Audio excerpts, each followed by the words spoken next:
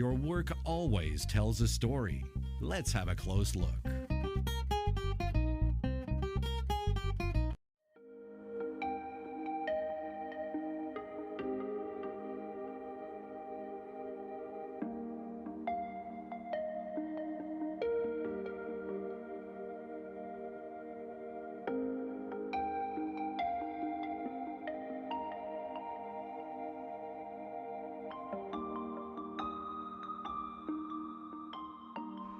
Hello guys, I am Daniel Westbay for CloseLook Productions, and guys, right in front of me is the Centennial Lodge, located right in the heart of Queen's Park, New Westminster.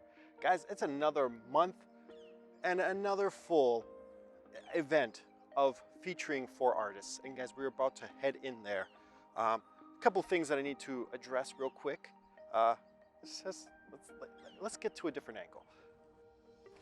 Now, in front of me, you see the artisans, New Westminster. They had to take extreme COVID precautions because remember, even though they want to bring the best artists to you, New Westminster, for free of charge, just to check them out and support your local artists, they of course had to change some things. From 10 to 2 p.m. every day, I believe Monday to Friday.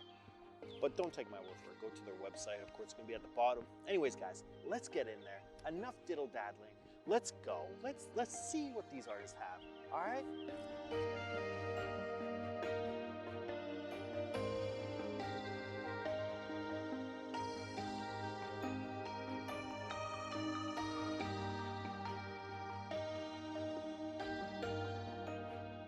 Hello, I'm Daniel Westbay. We are inside the Arts Gallery. I'm joined by the same lady you saw last month with a different set of artists is here to explain this month's set of artists. Nice to see you again. Thanks, Daniel. So my name is Laura Grady, and I'm the program manager here for the Arts Council of New Westminster. And we are here in the gallery, the Queen's Park Art Gallery, which is in Queen's Park here in New Westminster. And we are offering another New West Craft exhibition for the month of March. And we have 5 diverse, creative, amazing women that are showcasing their work this month. And this exhibition is also in celebration of Women's History Month. Yes. So we're really pleased to open our doors to the community for them to take a look and discover these amazing female artists. So I can go through each of the artists and introduce you to them. Let's give it at least the first description. Sure. So this is, I'll give you their business name. So this is Julia from Chromo Nasta Designs, and she makes beautiful jewelry, earrings, out of polymer clay. So they're really bright and colorful pieces, nice and light, so really fun artware to wear on a day-to-day basis. Yes, it's very so very exciting, so come by and check her out. And then to your left, Daniel, is our ceramic artist, Dana Kelly. And she is a local New West ceramics artist. And she does wonderful, practical, everyday sort of pottery that you can use for your morning coffee and tea. And she has also some beautiful wine tumblers for your evening glass of wine. These are in style right now. Totally. A lot of people have them in their homes. Yeah, you're right. So beautiful piece to visually look at, but also super functional and sturdy and yeah, wonderfully made here locally. And then on our walls is our local artists. So this is Clarissa Banos, and she is a South American artist. She's from Colombia. But she has pretty strong roots here in New Westminster and a great connection to the Arts Council of New Westminster.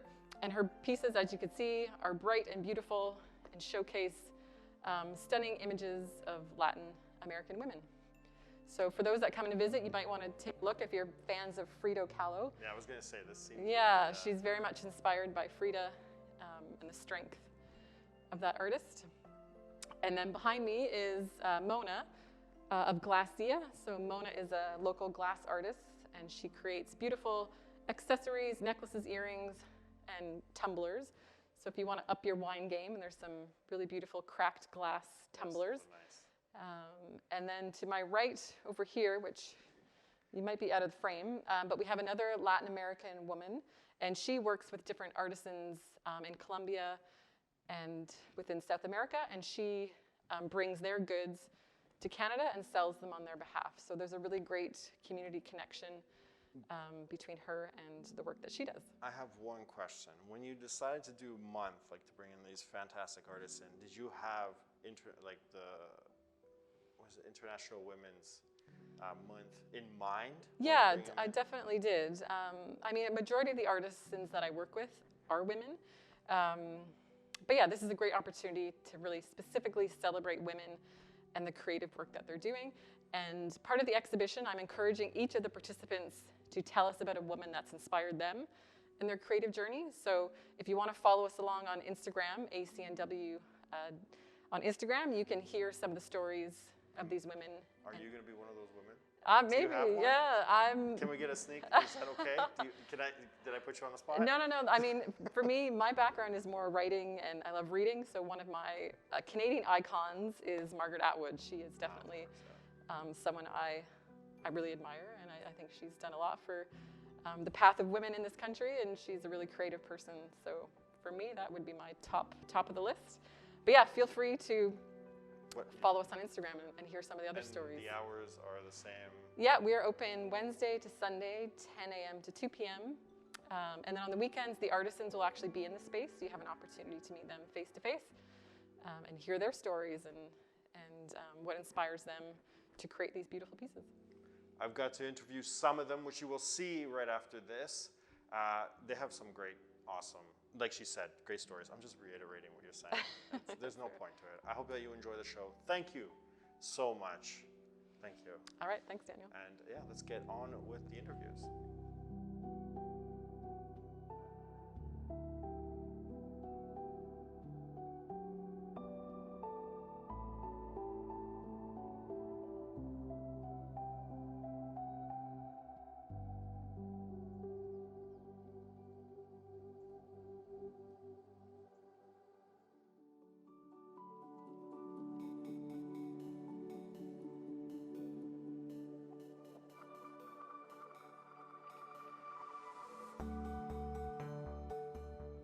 Hello and welcome. I am Daniel Westby for CloseLook Productions. I am joined by the first artisan who decided to show up somewhat on time. I'm joking. I'm super happy to have her. Hi, I am Valentina from Indie Arts Collective.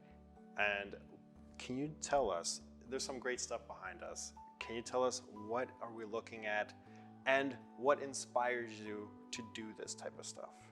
Absolutely. So I started with this venture about 3 years ago. I am originally from Colombia, but I've been here for 11 years. However, I always, all my family is down there, and I had always felt like I could do something by being in a privileged place, in a privileged position. Fair. So I decided that there was a lot of handcraft down there, like here, a lot of talent of people that didn't really have a lot of opportunities to showcases rather to like different people outside from the local market. And we don't really support a lot of the handcraft industry because we just have so many options. So I feel like it is a big problem. It's very undervalued. I decided So to all this, do this. don't mean to interrupt, so all this is handmade? Everything, yeah. You handmade this? No. So I wish I had the talent, absolutely. I work directly with all the makers. Okay, that's cool. I started initially only with Colombian makers since that's where I'm from. So it was just easier to get the direct contact. So we do everything direct traded, fair traded. I expanded to Mexico last year. Oh, nice. Okay. And so right now we're working with more than 20 families of independent artisans. And so it helps them have a better life over there too. It helps them in many different ways. I forgot to mention that our focus is working with indigenous artisans. So not only like your regular artisan, but artisan that's from a history of being marginalized and not having enough opportunities, and also the fact that all these amazing things you see here, they are part of their cultural identity.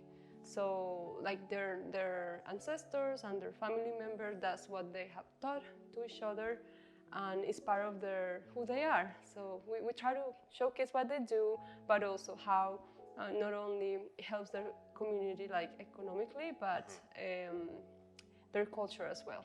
I knew the minute I saw this that this had to be. Does it say?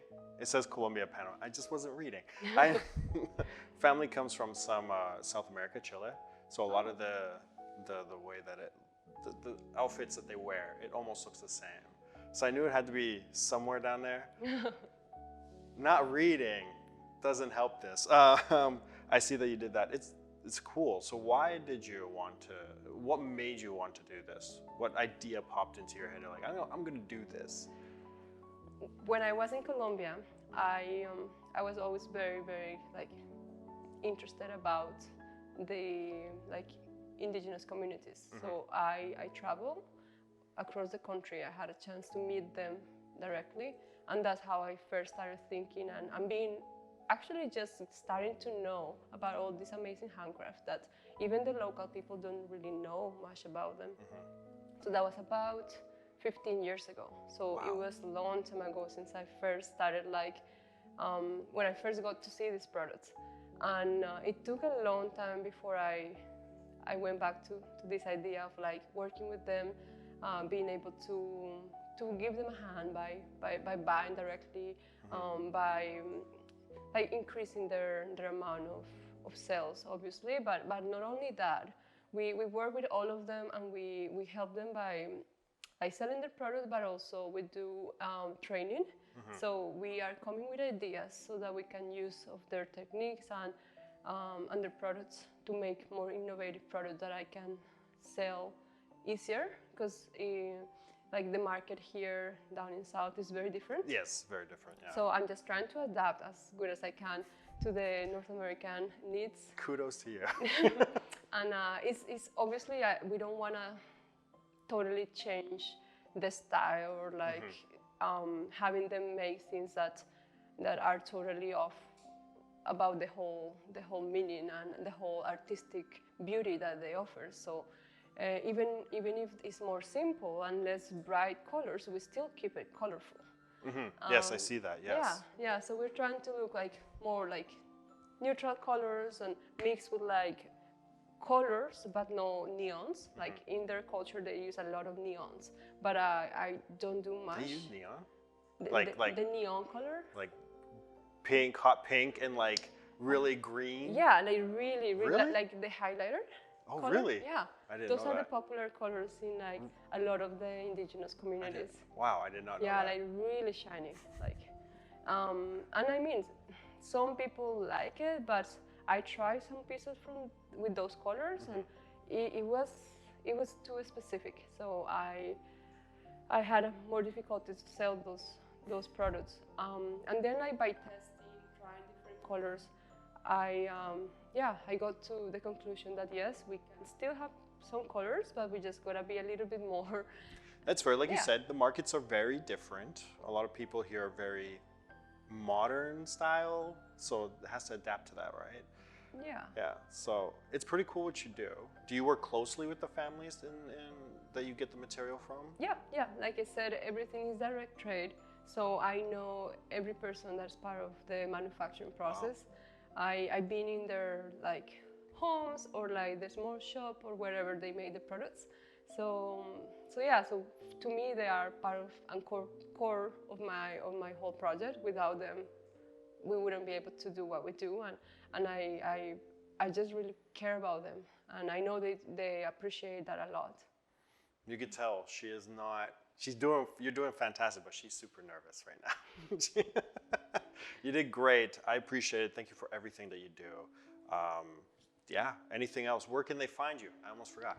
Where can they find you? Thank you very much. Online? Thank you very much, Daniel. So if you are interested to see more beautiful, unique, handmade products from Latin America, we got a lot of products, including hammocks and some blankets and bags, jewelry. We have few like small options here, but you can find us online at Indie Arts Collective. So India's indigenous, so Indie Arts as art, collective, like a collective of people. So and we are under the same name in Instagram and Facebook. It makes it really easy to put it down here.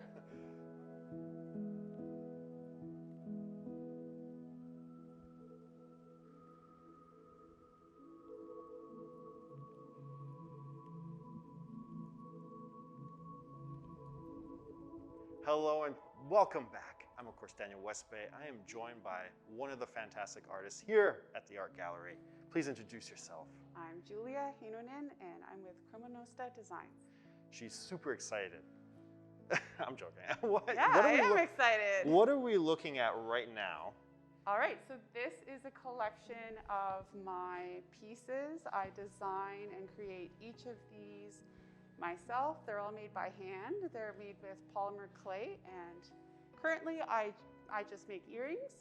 And in the future, I'm hoping to extend to different areas and realms within the polymer clay world, but right now my focus is on earrings. And how does this start? What is your inspiration? Why? So my inspiration for starting with polymer clay came from actually seeing another artist's work in a local store. And when I saw her jewelry, it just really sparked a lot of joy. I love the colors and just the uniqueness of the designs. So I kind of got the idea to try it myself. And my inspiration with starting this business is really to inspire and uplift others. I think that art really adds a lot of depth and joy in life, and especially with the last year that we've been through, I think that there's a lot of meaning in small things. So with my business, I really seek to encourage and uplift others, and I really hope that when people wear a pair of my earrings, that they feel a little boost. That was crazy. That's deep. So you handcraft each and every one of these things? Yes, I do. So this is impressive, by the way. Oh, thank you. Is there a specific type of material that you use for different ones? So they're all made with polymer clay, which is a synthetic clay material, and they come in pigmented blocks of clay. And quite often I will combine different colors. Sometimes I will blend colors, create my own colors. But I also do things like mix acrylic paint to create things like faux turquoise. I do marbled clay sometimes to create effects that resemble things like water. So it is a mixed media. I also do a lot of metal accents as well. So there's definitely a lot of variety. Now I have to ask, because the Arts Council is doing this in the month of March, which is Women's Appreciation Month. Yeah. How does that make you feel to be working with other women in this exhibition? How does it make you feel to be with other strong women? Awesome. Like, I would say that a huge motivator for me with my art is to connect with others and encourage others, and to work with other female artists, or any artist in general for that matter, is always really uplifting and encouraging. I think we all need community, and that's been very sparse in an in-person capacity this last year. So having the opportunity to be here with other artists is a really great, awesome thing. I love that. And on that fantastic note, where can they find you?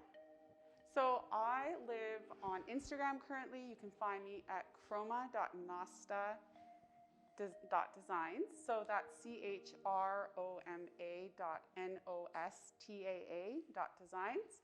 And the name actually means color and uplift in Greek and Finnish, which is my heritage. I'm Greek and Finnish.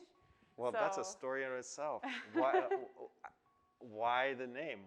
What inspired you to put that name? Well, I personally feel very uplifted by color, and I'm inspired by color in nature and in other art forms. So I really wanted my name to reflect my purpose, which is to uplift others through my designs and through color.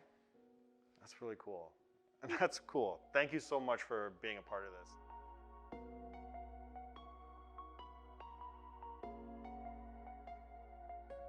Welcome back, and I'm quite honestly at one of the most exciting things I'm excited for. That's a terrible sentence. I'm with one who's doing all these lovely paintings here. All the paintings you saw on the wall during the B-roll is all of this lady right here. What is your name? My name is Clarissa Banos. And what is it that we're looking at right now? Well, this is my artwork, which is pretty much inspired by my heritage. I'm from El Salvador originally, and I've been living in Canada for the last 20 years. Wow. Yeah. Damn. That's long. That's So a long time. you Yeah. brought these, there's a lot of vibrant colors happening here. Is that part of your heritage? Yeah, well, pretty much it is. Yeah, it's what really inspires me every day, especially during the winter months, right? That's fair. When it comes, you know, when it's like too rainy or like too dark. So yeah, this is what lights me up, you know. And yeah, it just reminds me of the vibrancy of my culture, and yeah. So when we're talking about the vibrancy of your culture, what is it that in general inspires you to do this? Where did it start? Well, I've been inspired by this subject matter for a long time. I would say for about 20 years now. I'm really intrigued and passionate about all the symbolism that you can find like in ancient textiles in South America, Central America, and Mexico. And yeah, like that's pretty much what fascinates me, and the history behind all those little details, especially found in textiles. You can't see it, but I'm smiling. Okay. Because I'm enjoying this. That's good. She was really nervous to come on camera, but Yes, she's still crushing it right now. Yeah. Do you have, like, when you're painting these, do you have a set visual in your head as to what type of painting you want to do? Well, when it comes to conceptualizing my pieces, I'm pretty sure that I'm going to be included the female figure, just because that's another huge inspiration for me. Like to have a female-centered subject matter. And the reason being is because it's kind of like paying a tribute to the resilience of indigenous Latin American women. And also I try to like showcase them inside, like in the middle of this like mystical, magical world that is a combination of folklore and traditions, and as I said before, like magic and mysticism. And another topic that is of great interest to me is the Mexican celebration of the Day of the Dead, as you can see. So yeah, that's pretty much. Now, I got one more thing. I noticed, because in painting, or I don't know if it applies to painting, but in photography or even video work, there's a rule of thirds, like lower thirds. Always have things in lower thirds. But you tend to, I mean, you can see in the back here, they tend to mostly be straight on, center. Right. Is that a choice for a reason, or you just, I know this is a random It's question, a little, I'm just curious. no, that's a very interesting question, actually. It's a little bit of everything. One of my, the artist that inspires me is Gustav Klimt. And he used to place his, like the objects of his portraits. He used to place them like in a center position, looking at the viewer, which to me is a very powerful statement, right? Like there's no in between. I'm just in the center of my composition. I'm not looking straight at you. So that's very important to me. And because sometimes I feel that these women are a little bit like taken for granted or not seen in society. So no, this is a statement, like here I am, this is who I am, and yeah, I'm just looking at you straight in the eye. This is art that literally Yes. pierces your soul. You are That's the here, intent. I've been asking everybody, you are here, the Arts Council decided to do this in the month of Women's Appreciation Month. That's right. How does it feel to be amongst other female artists? It feels great. It feels super empowering. I really like enjoy, and I feel privileged to be sharing this space with such talented artists and makers and designers. And yeah, I think what the Arts Council of New Westminster is doing is just great. You know, like supporting all of us artists in many disciplines. And yeah, I feel honored, and I feel privileged, and I feel empowered, and I feel happy. It's a nice Four day. concepts. It happens to be a nice day right Exactly. Sunny. now. I've worked with her before. I can't wait. If you actually go to the Arts Council, I know at some point they're going to release a video of her doing an Easter Day thing. But it was so good to have you. If the people wanted to find you or your art, do you have a place online? Yeah, I know you do. course. So. Yeah, they can visit my website. You can visit www.clarissabanos.com, or you can find me on Facebook, on Instagram at Clarissa Banos Art. Yeah. And with that being said, guys, we got tons of more interviews coming. So don't shy away. Don't turn your back on me just yet. Get it? Because it's the back. Anyways, have a good one, guys.